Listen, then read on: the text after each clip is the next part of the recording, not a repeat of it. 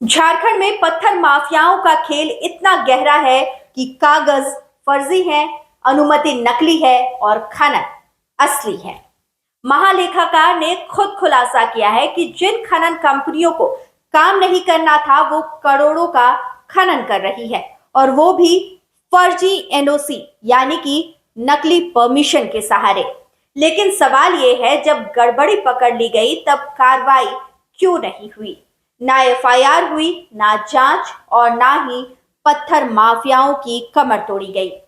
तो आइए जानते हैं इस पूरे घोटाले की परत दर परत कहानी। झारखंड में खनन घोटाले की नई परतें सामने आई है। राज्य के अलग अलग जिलों में कुछ पत्थर कंपनियों ने फर्जी कागजात तैयार कर पर्यावरण से जुड़ी जरूरी अनुमति यानी कि एनओसी, नो ऑब्जेक्शन सर्टिफिकेट हासिल कर ली। लेकिन ये एनओसी सच नहीं बल्कि फर्जी थी। सिया यानी कि state environment impact assessment authority के कुछ अधिकारियों की मिलीभगत से इन कंपनियों ने पर्यावरण और स्वच्छता के फर्जी सर्टिफिकेट भी बनवा लिए। इन सर्टिफिकेट्स को दिखाकर उन्होंने करोड़ों की अवैध कमाई की। यानी बिना सही परमिशन के जंगलों, पहाड़ों को काटा गया और खनन किया गया।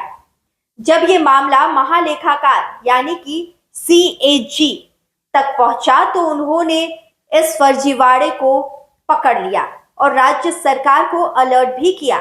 सरकार ने कार्रवाई के लिए पत्र तो जारी किया, लेकिन नतीजा कुछ भी नहीं निकला।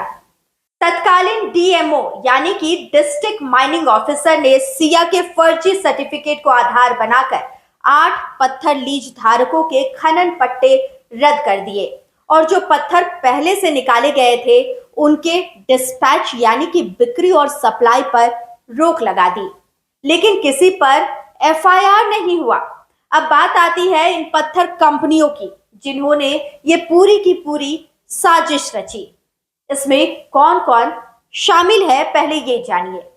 इसमें पहला नंबर आता है जीशान स्टोन वर्क्स, दूसरा Shri Gonu stone works, Rajiv Ranjan Pandey, Manoj stone works, four star stone works और इनके जैसे कई और लोग जिन्होंने फर्जी कागजात के जरिए खनन किया। इन कंपनियों ने एक प्राइवेट कंसल्टेंसी की मदद से नकली कागज तैयार कराए और उसी कंसल्टेंसी के जरिए सिया के अफसरों को ऑब्लाइज भी किया, यानी लाचार कर दिया या रिश्तेदारी निभाए कह सकते हैं।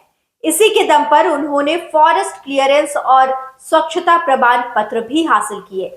इन प्रमाण पत्रों को दिखाकर लीज की गई जमीन पर खनन की सीमा से ज्यादा पत्थर निकाले गए और उससे मोटी कमाई भी की गई। लेकिन सरकार को जो राजस्व मिलना चाहिए था वो नहीं मिला।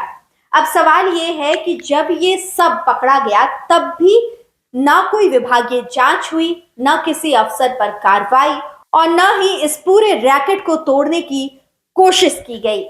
सूत्रों के मुताबिक आज भी दर्जनों ऐसे खनन पट्टे झारखंड में चल रहे हैं जो फर्जी एनओसी के सहारे काम कर रहे हैं।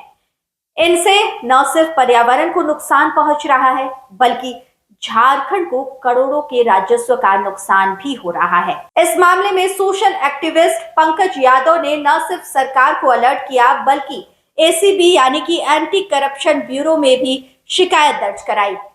लेकिन जब एसीबी ने भी चुप्पी साध ली तो पंकज यादव को झारखंड हाई कोर्ट का दरवाजा खटखटाना पड़ा।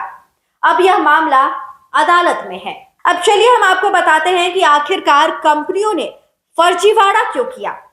झारखंड में नियम है कि अगर खनन क्षेत्र 5 हेक्टेयर से ज्यादा है तो कंपनी को ग्राम सभा की मंजूरी लेनी होती है और एनवायरमेंट इम्पैक्ट असेसमेंट यानी कि EIA कराना होता है। इन कानूनी प्रक्रियाओं से बचने के लिए कंपनियों ने अपनी जमीन कागजों में छोटा दिखाया, यानी कि 5 हेक्टेयर से कम का दिखाया। फिर सिया के अफसरों से मिली भगत कर फर्जी एनओसी ले ली। बस उसके बाद बिना किसी रोक टोक के अवैध खनन शुरू हुआ। अगर ये कंपनियां नियमों के हिसाब से काम करती तो झारखंड सरकार को बड़ा राजस्व मिल सकता था, लेकिन माफियाओं और अफसरों की मिलीभगत ने राज्य को घाटे में डाल दिया। सवाल अब सिर्फ पत्थर का नहीं है, सवाल इस सिस्टम का है जहां फर्जी एनओसी पर काम चलता है, जहां सरकारी अफसर बिक जाते हैं और जहां माफिया कानून से ऊपर हो जाते हैं। जर्नलिस्ट संजीत यादव की रिपोर्ट के साथ मैं मंजुषा भारद्वाज, लाइव लगातार के वीडियो को लाइक करें, सब्सक्राइब करें और बेल आइकन को दबाना न भूलें।